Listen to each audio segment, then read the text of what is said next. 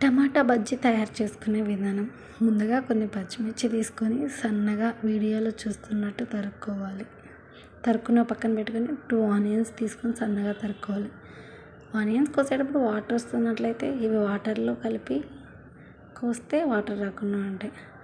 అలాగే 8 టమోటాస్ అంటే మాకు సరిపోయేటన్ని తీసుకున్న, మీకు సరిపడే టమోటాస్ తీసుకోండి. కొన్ని టమోటాస్ తీసుకొని కట్ చేసుకొని పక్కన పెట్టుకోవాలి.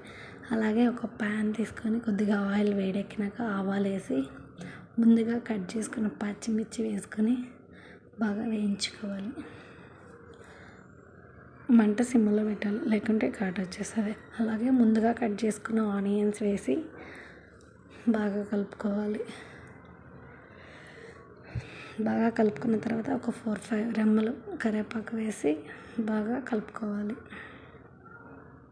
కలుపుకున్న తర్వాత ముందుగా కట్ చేసుకున్న టమాటా ముక్కలు వేయాలి.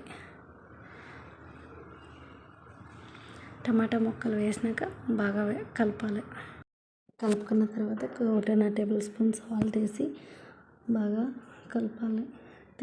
సాల్ట్ వేయడం వల్ల టమాటాలు మగ్గుతాయి.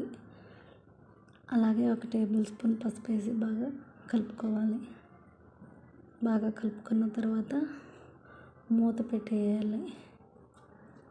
మూత పెట్టిన 4-5 మినిట్స్ తర్వాత బాగా కలుపుకుంటే వేడి టమాటా బజ్జీ తయారైపోతుంది.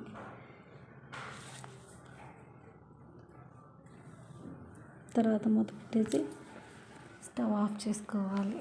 వేడి అన్నంలోకి టమాటా బజ్జీ వేసుకుని తింటే టేస్ట్ సూపర్గా ఉంటుంది.